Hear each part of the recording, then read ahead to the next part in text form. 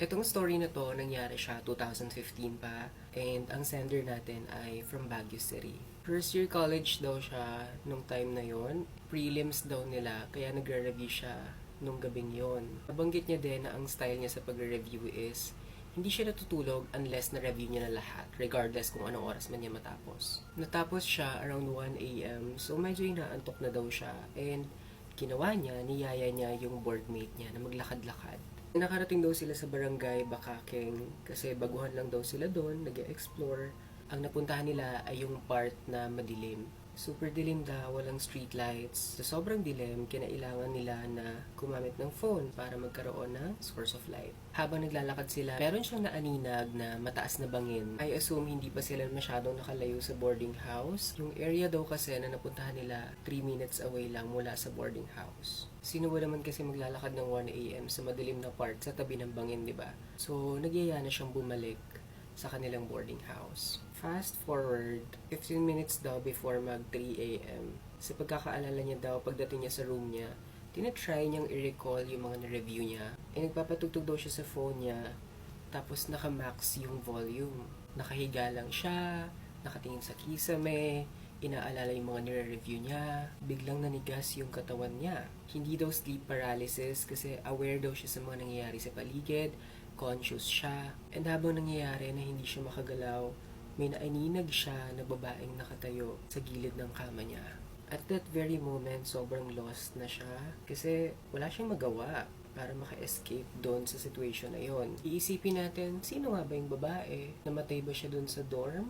Antayin ninyo hanggang dulo, malalaman ninyo kung sino. Nung naramdaman niya yung mga apak sa foam ng higaan niya, parang lumulubog, sumisigaw na daw siya pero wala daw lumalabas sa boses niya. Nung hindi talaga siya makasigaw or makapagsalita kahit anong gawin niya, deep inside him, nagdasal siya ng Our Father. Human instinct na kasi siguro talaga, no? Pag nakakaranas tayo ng ganon, nagdadasal tayo. Iisipin natin na pag nagdasal tayo, baka matigil. Pero yung nangyari sa kanya, hindi ganon. Sa kalagitnaan doon ng prayers niya, bigla siyang may narinig na tumatawa. Tawa ng babae. During those very moment, nahirapan na siya sa mga nangyayari.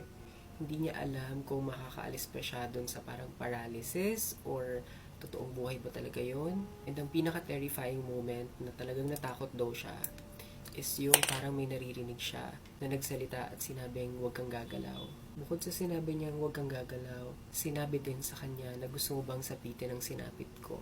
A lot of you guys may think na it's too extreme, pero kung isipin nyo, in real life, even tayo, for some time, naranasan din natin yon. And I know for sure na mahirap siyang paniwalaan, we might get confused about this. Pero if you would think about it, kahit sabihin mo 1% lang yung chance na mangyari yon in your life, that 1% is still a chance. Going back sa story, nakabalik siya sa ulirat when he shouted the words, "In Jesus' name, I condemn you to hell."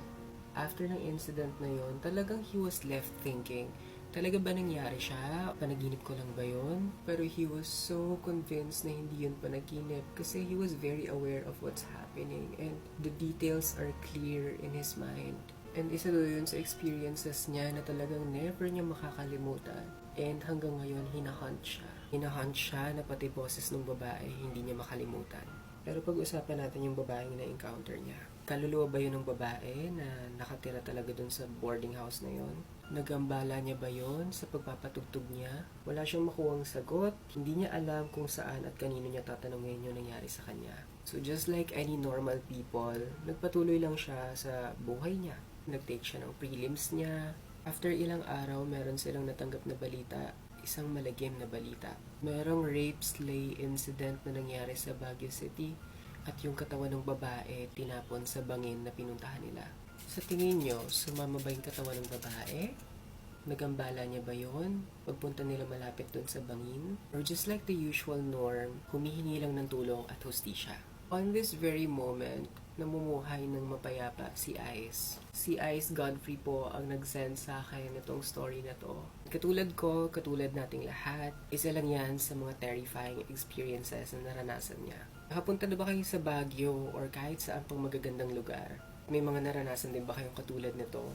You can message me on Instagram to share your story, and if you would allow me, I would happily share it here on my TikTok account. Pero guys, despite of what happened to ICE, let's not forget that Baguio is still a beautiful place and will always be a beautiful place. Thank you so much for watching, and for more videos like this, please like, comment, and follow for more.